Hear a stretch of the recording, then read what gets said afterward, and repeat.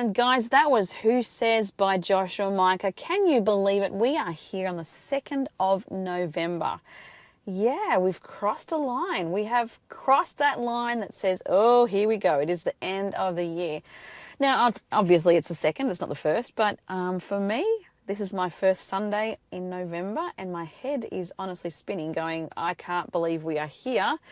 I'm not sure about you guys, but there's a little bit of a panic sort of setting in as well. We are kind of at that point where it's like, Christmas is not that far away. End of, year sort of things that just need to happen are not that far away. And I don't know about you guys, but yeah, it's certainly an exciting time at the end of the year, but it's also a kind of a bit of a, here we go. In our house, we often celebrate, or try to, we haven't done it for a few years, try to celebrate Thanksgiving because my husband is American. So that always adds something to kind of the mix of the end of year stuff as well. And, it gets a bit crazy there for a bit. So, yeah, buckle up, hey? Let's see how we go with this. Anyway, guys, I hope your start today is going reasonably well, and I hope you are in for a really super great all of that day. I know last week I said super duper Sunday, but I'm changing it up a bit, making things a little bit different. Anyway, guys, we have been talking about God. Good call, isn't it? Christian radio station, it's a good thing for us to talk about. I often will say to my husband, I'll ask him what he's preparing for, speaking on the following Sunday, and the standard response is, God? And I'm like, yeah, cool, thanks, that's great. Does not help me at all. Anyway, I have been talking about God, and more so along the lines of who God is, the characteristics of God. Now, throughout this year, we have covered the aspect of God being a creator. We've looked at the, even us as humans and how we are biblically told that we are a reflection of his image. And we look at the creation that kind of flares up amongst our friends and our family. They've got different attributes of themselves that are creative. You might be a creative. And as we explored that, we could certainly look at that and go, wow, if we are an image of God, if we are a reflection of who he is, then as we look across the globe and we see how things are made, just naturally made, it's breathtaking. It is breathtaking to think that God is, he ordains all of it. He knows every detail of what happens, even down to the way that our planet is aligned and how we are, on just the right angle to be able to just get the sun at certain points and to get rest when we need certain times. We can see how majestic and just breathtakingly, I don't know, there's not enough words, breathtakingly sensational God is. He is amazing. And we've talked about, other traits of who God is, the characteristics of who he is. We've spoken about his faithfulness, that he is a God who is faithful. We have talked about, the fact that he is a God of, he's a righteous God, but he's also a God of justice. And, the need for us to sometimes throw our hands up and go, all right, God, it's yours when we're dealing with difficult stuff. It's a bit of a challenge, but it's one of those things that when we can let go, it's a big deal to just let him do what he needs to do. Not easy because you kind of feel like a doormat sometimes, but yeah, he is a God of justice and he does know how to work with the hearts of the people that may have upset us. He knows how to work with us and to challenge us and to break us at times when we need to be changed and renewed. He is a God who knows us so intimately, and part of that is often exercising that characteristics or trait of being a God of justice. Last week we talked about, I've gone completely blank. Anyway, I'm going to skip forward because I really have gone blank. This week we're talking about the fact that God is a God of grace. And that just sounds like a nice little, kind of pretty word. But it is not. It is not just a pretty word. There is some depth to it. God is a God of grace. So what does that mean? We're going to look at that this morning. We're going to examine it and we're going to really just hopefully take it in. God being a God of grace. I'll leave it there. And yeah, we will examine what it means to understand God as a God of grace. Welcome back, guys. That was Apollo LTD, and that was Redemption Song. Good morning. I am Lindy. I'm your Sunday morning host here at Rhema, and it is a delight to be spending my Sunday morning yet again with you. Hope you're having a good one. We were talking a little while ago about how it is November already. Can you believe it? Crazy stuff. There's a little bit of me that's kind of, freaking out, going, oh my goodness, I've got a massive family and we've got Christmas coming up and all sorts of things. End of year stuff, it doesn't stop. It's exhausting, actually. Christmas is exhausting. Anyway, we will make it there, hopefully, and, cheerfully. We're going to put a big smile on our face. Hope you guys can do the same. We have a choice in that, don't we, guys? We can choose how we approach what comes next. Not easy, often, because it can be a little bit scary at times. We can be a little bit confronted at times. But generally, God sees us through, and he does ordain all sorts of things. The tough stuff and the good stuff, and even the tough stuff he uses for the good stuff. So we just have to just hold on to that. And that sounds easy. Not always, but the truth is, it's once we kind of grasp it and just get our head around it, it makes life a lot easier when we can just let go and let him do what he needs to do. Anyway, I'm sidetracking again. I do this quite often. We are talking this morning about God being a God of grace, and the fact that grace is part of his characteristic. It's part of who he is. So what does that mean? Well, let me just explain to you a way that I have explored or been tested on what grace is. If I think of the temper tantrums that I have dealt with in my own children or other people's children, some of them have been horrible. I have, much like nurses who have dealt with some really bad behaviours, I would say that that's probably been one of the hardest things for me in wanting to serve people is bad behaviour. And it can often be the temper tantrums to a point where there can be physical harm involved, all sorts of things. There can be nasty words said. I'm sure you guys have been exposed to that sort of thing yourself. Now, if you are a parent, you know the importance of dealing with those temper tantrums with a need to really knock it on its head, where it's just, your kids realise that this is not okay. We can't do this.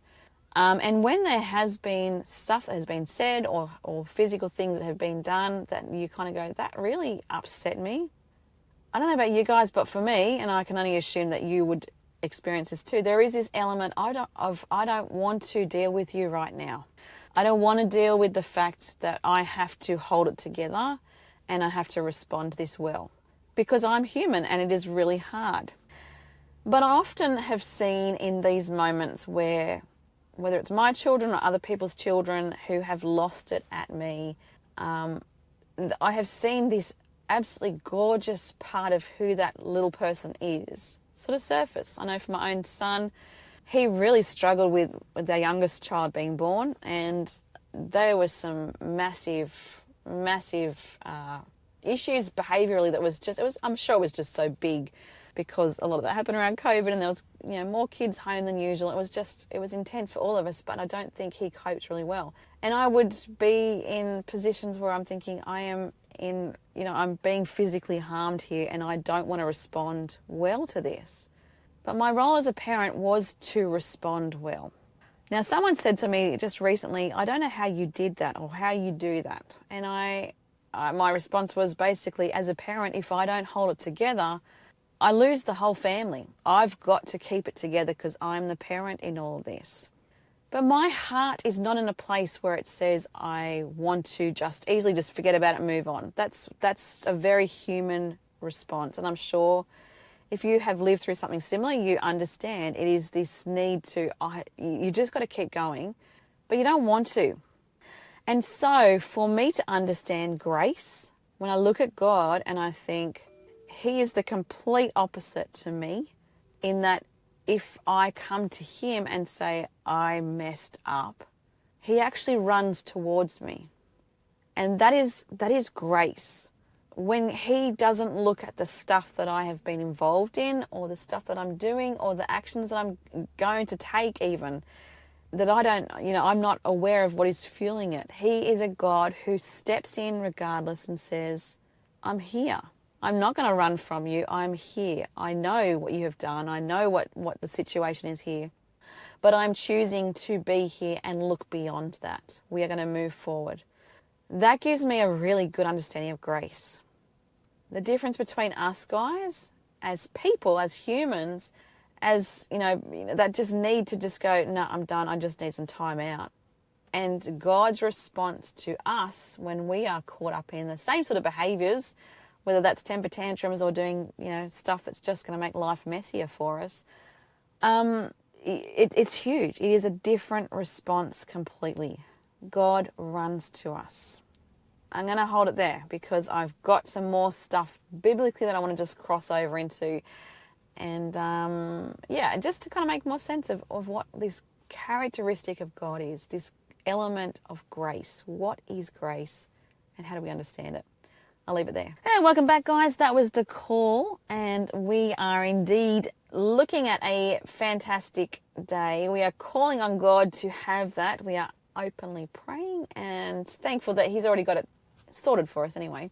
But we are calling on God because He is a God that we can come to at any point, anytime, any stage, any season. It doesn't matter what we're going through. We can call on Him. So when we're talking the call, we can talk the ultimate call, and that is the call to God to be a part of our life. And thank you, God, that you come to us when we need you and when we want you, when we don't know any other way but to come to you. Thank you that you meet us exactly where we are. Guys, we are talking about grace this morning and what grace is. God is grace. We have been talking about different traits of God in the last few weeks, and this morning I'm covering the fact that God is grace. One of His most beautiful attributes is that He is a God of grace. Let me start with Luke 15:11. I'm going to see where I end up because I don't want to read the whole lot. It's a bit long, lengthy, so we'll see how we go. But it's the parable of the lost son. Jesus continued, there was a man who had 2 sons. The younger one said to his father, Father, give me my share of the estate. So he divided his property between them. Not long after that, the younger son got together all he had, set off for a distant country, and there squandered his wealth in wild living. After he had spent everything, there was a severe famine in that whole country, and he began to be in need. So he went and hired himself out to a citizen of the country, who sent him to his fields to feed pigs.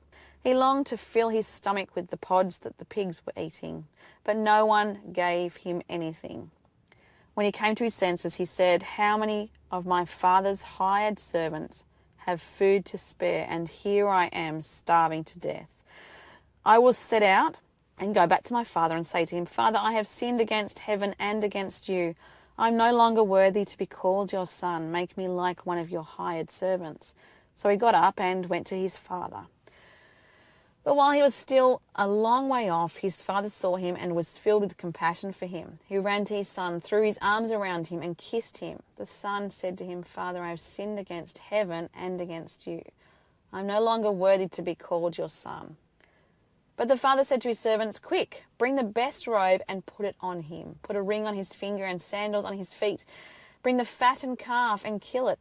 Let's have a feast and celebrate. For this son of mine was dead and is alive again. He was lost and is found. So they began to celebrate. Meanwhile, the older son was in the field. When he came near the house, he heard music and dancing. So he called one of the servants and asked him what was going on. Your brother has come, he replied, and your father has killed the fattened calf because he has him back safe and sound. The older brother became angry and refused to go in. So his father went out and pleaded with him. But he answered his father, look, all these years I've been slaving for you and never disobeyed your orders, yet you never gave me even a young goat so I could celebrate with my friends. But when this son of yours, who has squandered your property with prostitutes, comes home, you kill the fattened calf for him. My son, the father said, you are always with me and everything I have is yours. But we had to celebrate and be glad because this brother of yours was dead and is alive again. He was lost and is found. Guys, that is grace. That is grace in that God, obviously this is a parable, it's kind of told us through an explanation of God's willingness to love us in abundance, regardless of where we've been, and regardless of in comparison to other people's journeys. Our journey is not our neighbour's journey. It's different. We walk different roads, we do different things, we make stupid mistakes, and we don't, we do different things. And yet God says there is no comparison. When you come home, I will celebrate.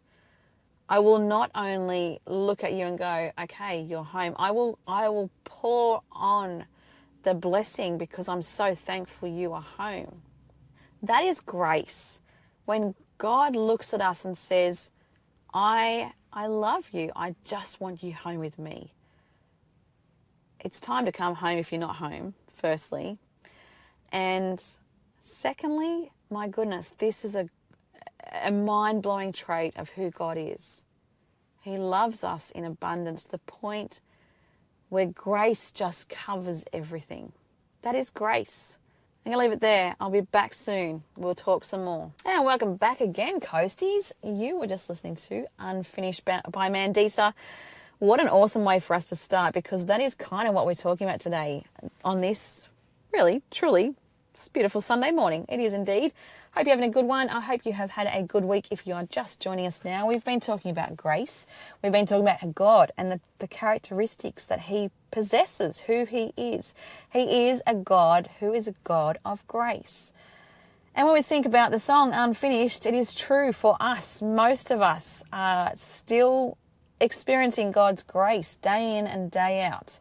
When I say most, I mean probably all of us.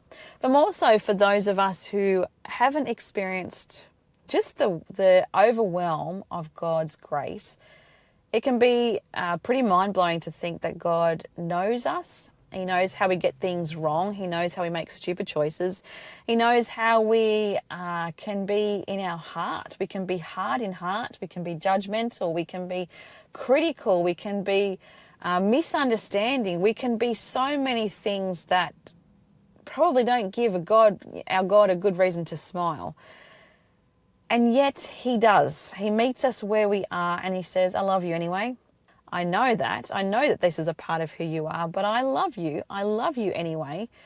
And I'll meet you there. I'll walk you through it until that part of your heart changes. And what a process that is, but what an honor it is to be able to do it. And I don't know about you guys, but I'm so thankful that God has met me in those messy situations and said, Lindy, love you anyway. Let's work on this. You've got some stuff here. Let's do it together.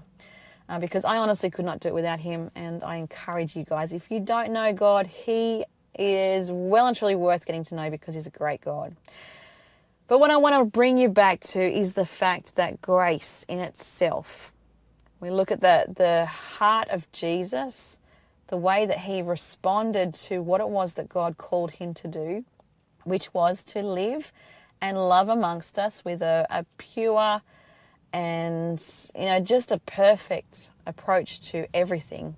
He didn't go wrong. He always kept things right. He challenged hearts. He moved people. He stirred people.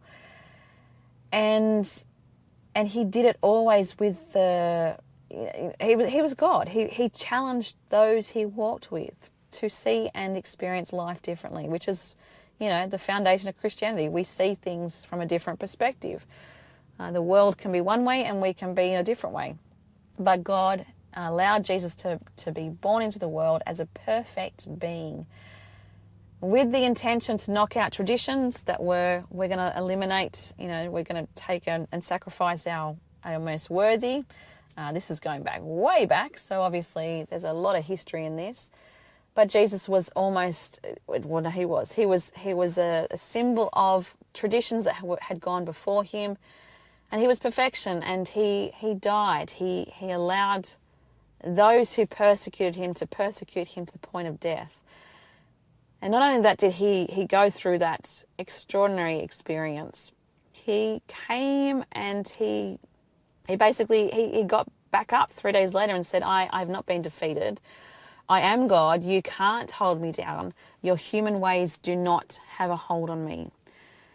And more than that, what that one act meant was that from there on, every generation could cling to Jesus and say, I'm clean because he is clean. And that is grace. That is grace in that we can simply spend some time with God saying, Jesus did it for me. I'm in. I want to just start again. You know the stuff that's messy, and I want to ask for forgiveness in that. I want to start again. I want you to help me to find that freshness again. Thank you for being a great God. And I want to know Jesus. I want to better live with him forever, really. So if you want to do that, absolutely, that is all it takes. Just a moment of prayer to say, I acknowledge what he did for me. And that is grace, guys. That is grace. I'm going to leave it there. I'll see you guys in a little bit to round things up. And a big welcome back to you guys. That was All the Wrong Things by Brannon Murphy. Good morning and welcome to Rhema CC. I'm Lindy and it is Sunday. So that is how you can kind of put the dots together for the most part. If it is Sunday and you hear my voice, either way, it's either, not Monday or Tuesday. It is Sunday. So that is a good way for you to kind of get yourself in the game and go, rightio, it's time to head off to wherever I'm going this morning. For most of us, I would think that a lot of us anyway, probably on our way to church or some sort of exciting thing, I would think. That's my thoughts, but who knows? Maybe you're just laying in bed having a lazy one. That's cool too. Guys, we have been talking about grace this morning. We've been talking about God and who he is over the last few weeks, the characteristics or traits of who he is. Today, it is a big one because really grace is the fundamental, it's the fundamental basis of who we are as a faith, as a Christian people. Grace, the idea of grace and God being a God of grace, it kind of gives us that sort of that basis for which we grow as individuals, grow as a church, all that sort of stuff. It's pretty cool. Anyway, I'm going to end with this because we've got a poem that I just found that I think really summarizes where we can be in life and how God fills in the gaps. Grace to the Rescue by Deborah Ann. Grace restores, the broken pieces fill in the cracks, smooths the creases. Grace heals the heart that aches, mends the wounds, patches the scrapes. Grace renews the mind unravelled, reinforces the thoughts that have been tangled. Grace reaffirms the soul wanting, providing the strength, brings the calming. Grace restores, heals and renews. Grace always comes to our rescue. Now that's from Deborah Ann, and it is called Grace to the Rescue. Basically, wherever we are in our life, guys, if it's messy, grace can meet us. If it's good, grace can meet us. God is grace, and he thankfully offers it to us continuously, even when we messed up, time and time again. There can be things that we get ourselves entangled in that we don't even realise. And even when we have our heart on him, there can be times when we just lose the sort of direction that we need to go. But he meets us, and he meets us through grace, and he meets us, with a humble, when we have a humble sort of heart, he is there. He is grace. Anyway, guys, I am going to skedaddle out of here. I do hope you're going to have a good week this week again, and listen out this week because we've got some exciting things happening here at Rhema, and I will see you guys next Sunday. Bye.